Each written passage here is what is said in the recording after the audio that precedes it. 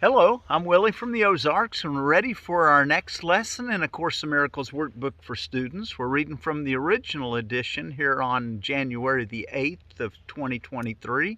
Lesson 8, My Mind is Preoccupied with Past Thoughts. Thank you all so much for joining me. My mind is preoccupied with past thoughts. This idea is, of course, the reason why you see only the past. No one really sees anything. He sees only his thoughts projected outward. Wow, that's a key idea. He sees only his thoughts projected outward. The mind's preoccupation with the past is the cause of the total misconception about time from which your seeing suffers. Your mind cannot grasp the present, which is the only time there is. It therefore cannot understand time and cannot, in fact, understand anything. The only wholly true thought one can hold about the past is that it is not here. The only wholly true thought one can hold about the past is that it is not here, it is not now. To think about it at all is therefore to think about illusions. To think about it at all is to think about illusions. Very few minds have realized what is actually entailed in picturing the past or anticipating the future. The mind is actually blank when it does this because it is not really thinking about anything. Very few minds have realized this.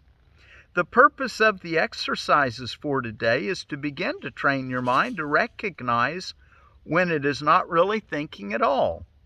While thoughtless ideas preoccupy your mind, the truth is blocked.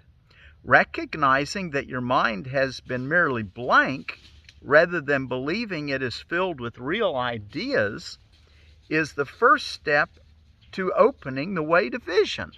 Okay, so look at that. Recognizing that your mind has been merely blank, rather than believing that it is filled with real ideas, is the first step in opening the way to vision, or to opening the way to vision. We're becoming seers by following this book, like the prophets of old. The exercises for today should be done with eyes closed. This is because you actually cannot see anything, and it is easier to recognize that no matter how vividly you may picture a thought, you're not seeing anything. With as little investment as possible, search your mind for the usual minute or so, merely noting the thoughts you find there. Name each one by the central figure or theme it contains and pass on to the next. Introduce the practice period by saying, I seem to be thinking about blank. I seem to be thinking about blank. Then name each of your thoughts specifically. For example, I seem to be thinking about a name of a person, or name of an object, or the name of an emotion. I seem to be thinking about, and name what you're thinking about, and so on. Concluding at the end of the mind-searching period, that's to go on for about a minute, with, but my mind is preoccupied with past thoughts. This can be done 4 or 5 times during the day unless you find it irritates you. If you find it trying, 3 or 4 times are sufficient. You might find it helpful, however, to include your irritation or any emotion which the idea for today may induce in the mind searching itself. So you can do it, it says if you find it a little irritating, do it 3 or 4 times. You know, sometimes the mind just wants to be upset because it's saying that's outraged because you're telling it something that it doesn't agree with. But we're following our teacher and we're just going to see where he takes us, okay? My mind is preoccupied with past thoughts. Let's go take a look at our text reading, and we're in chapter 2, and we're ready for section 2, the reinterpretation of defenses. Chapter 2 is the illusion of separation. Paragraph 18, when you are afraid of anything, you are acknowledging its power to hurt you. When you are afraid of anything, you are acknowledging its power to hurt you. But remember, God's given us a world where we can't be hurt. So look how he explains this idea. Remember that where your heart is where your treasure is also. Remember that where your heart is, there is your treasure also. And that's a quote out of Matthew 6:21. This means that you believe in what you value. If you are afraid, you are valuing wrongly. Human understanding will inevitably value wrongly, and by endowing all human thoughts with equal power, will inevitably destroy peace. That is why the Bible speaks of the peace of God which passeth human understanding. And that's referring to Philippians 4:7. This peace is totally incapable of being shaken by human errors of any kind. It denies the ability of anything which is not of God to affect you in any way. This is the proper use of denial. Okay, so when he says here, the peace of God which passeth human understanding, the word human is in parentheses here because it's not actually in the Bible, but it's understood that the peace of God which passeth human understanding, this peace is totally incapable of being shaken by human errors of any kind. It denies the ability of anything which is not of God to affect you in any way. That's why we don't need to be afraid of anything, because God's not going to allow anything to hurt us. Only our own thoughts are what's hurting us. That's what we're learning to correct. This is the proper use of denial. It is not used to hide anything, but to correct error. It brings all error into the light, and since error and darkness are not the same, it corrects error automatically. True denial is a powerful protective device. You can and should deny any belief that error can hurt you. You can and should deny any belief that error can hurt you. This kind of denial is not a concealment device, but a correction device. The right mind of the mentally healthy depend on it. You can do anything I ask. I have asked you to perform miracles and have made it clear that miracles are natural, corrective, healing, and universal. There is nothing good they cannot do, but they cannot be performed in the spirit of doubt. Paragraph 20. God and the souls He created are completely dependent on each other. The creation of the soul has already been perfectly accomplished, but the creation of souls has not. Let's read that again. The creation of the soul has already been perfectly accomplished, but the creation by souls has not. God created souls so He could depend on them because He created them perfectly. He gave them His peace so they could not be shaken and would be unable to be deceived. Whenever you are afraid, you are deceived. Whenever you are afraid, you are deceived. Your mind is not serving the soul, the true self, the Christ part of you, the soul. This literally starves the soul by denying it its daily bread. This literally starves the soul by denying its daily bread. And of course, that's a reference to the Lord's Prayer in Matthew 6:11. And I'm not going to necessarily tell you all the places it's at in the Bible. You can find those yourself, but I'll give you one, and then you can use a cross-reference in your Bible to find other Gospels that may say the same thing, okay? So I'm limited to Matthew in this sense, even though you probably find it in Luke also. Justice is a temporary, this paragraph, God offers only mercy. Your words should reflect only mercy, because that is what you have received, and that is what you should give. Mercy. 21.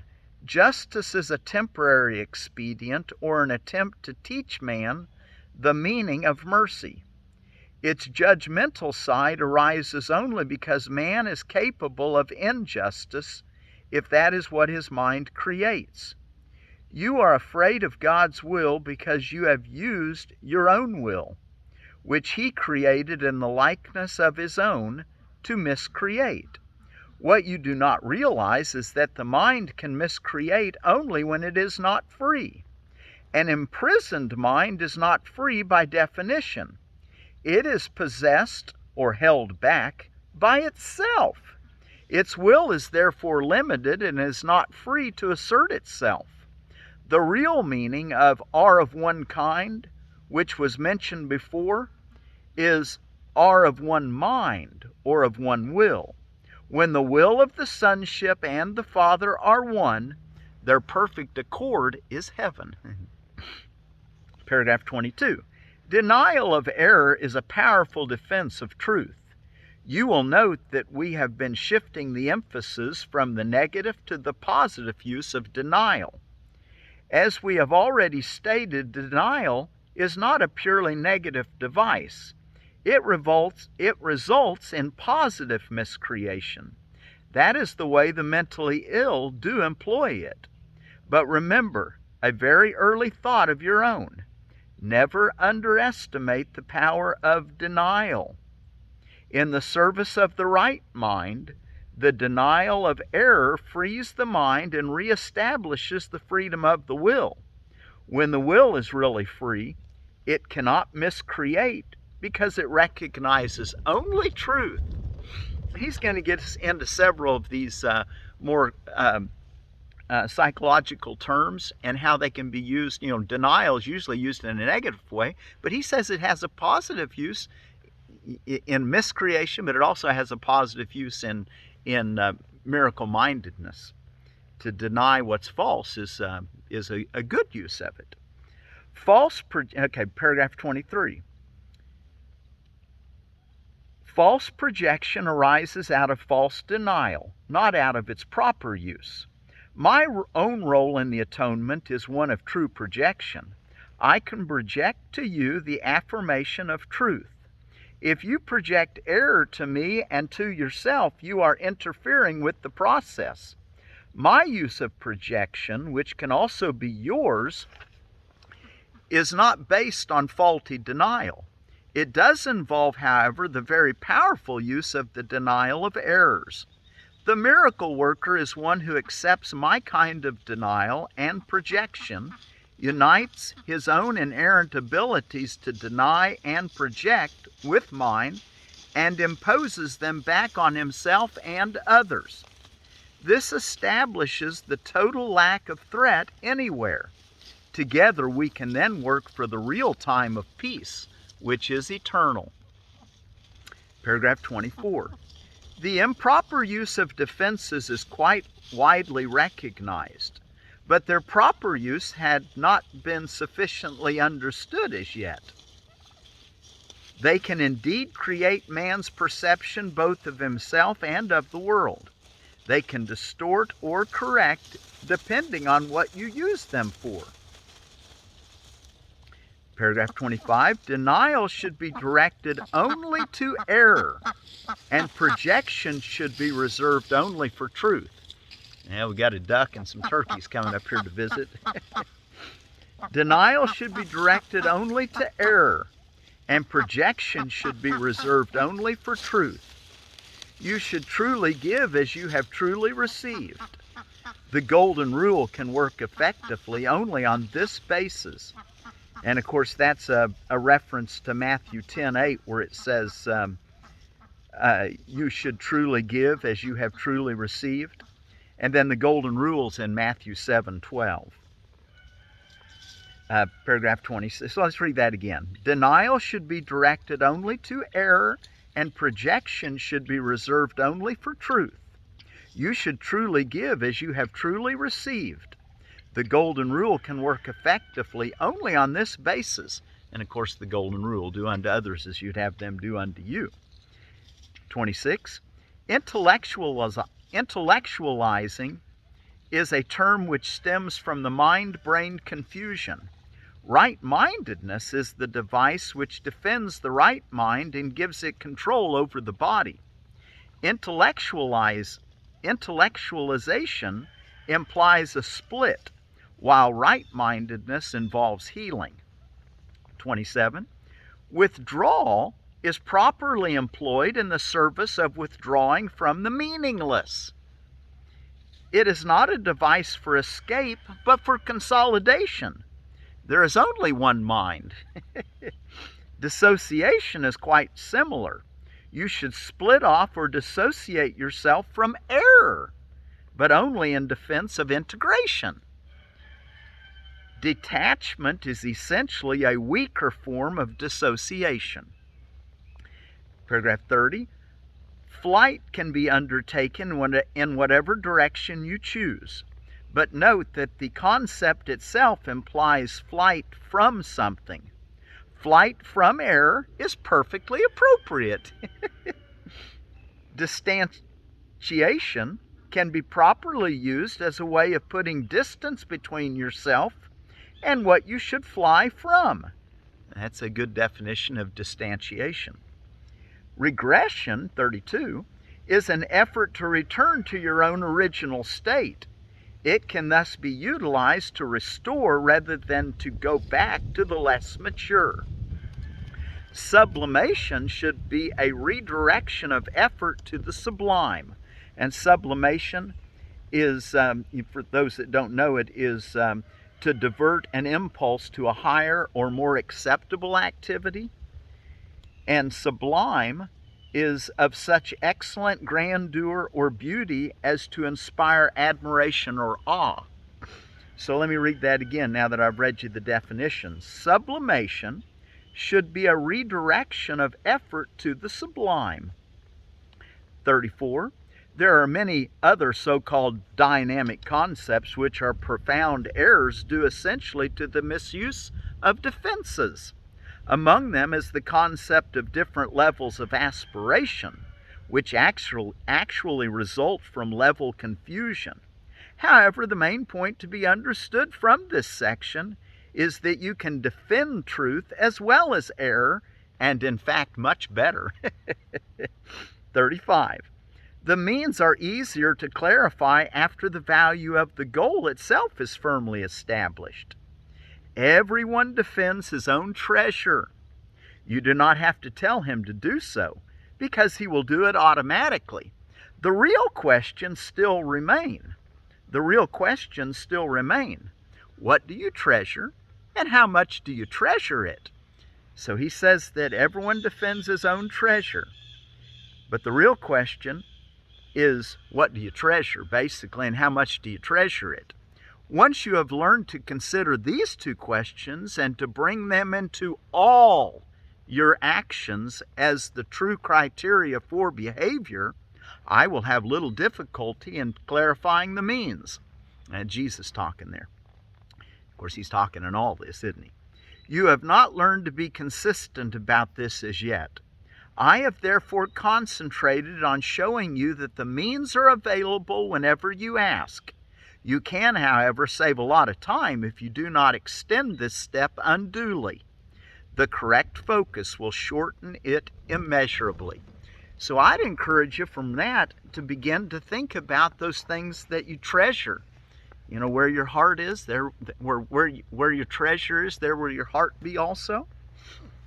And you'll defend the truth when you treasure the truth. My mind is preoccupied with past thoughts.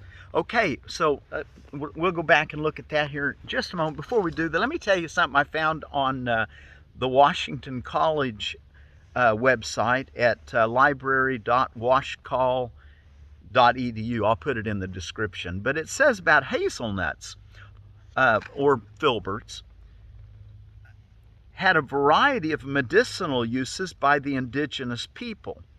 One common use was to use the inner bark to induce vomiting. An infusion, which is to soak your herb or whatever it is in hot water, an infusion of the branches and leaves was also used as a gastrointestinal aid and for intestinal disorders. Children were given a decoction. A decoction is to take the same herb that you're using, but to boil it in water.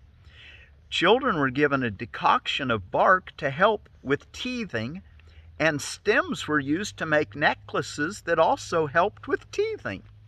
The bark could be used to help heal cuts and for eye pain. It was taken as an antihemorrhagic, which stops bleeding, and for prenatal strength, and had a variety of other uses as well. And that's your some uses for hazelnut. Okay, so let's today remember that we're going to take our lesson. My mind is preoccupied with past thoughts. We're going to tell ourselves that. Then we're going to spend a little quiet time, and we're going to remind ourselves or observe what we're thinking. And we're going to tell ourselves as we look at each thought, I seem to be thinking about blank. And then after we've done that a few times, I seem to be thinking about, and fill in the blank. Then we're going to tell ourselves, but my mind is preoccupied with past thoughts. My mind is preoccupied with past thoughts. My mind is preoccupied with past thoughts. My mind is preoccupied with past thoughts. My mind is preoccupied with past thoughts. I seem to be thinking about I seem to be thinking about I seem to be thinking about I seem to be thinking about but my mind is preoccupied with past thoughts. My mind is preoccupied with past thoughts. My mind is preoccupied with past thoughts. I seem to be thinking about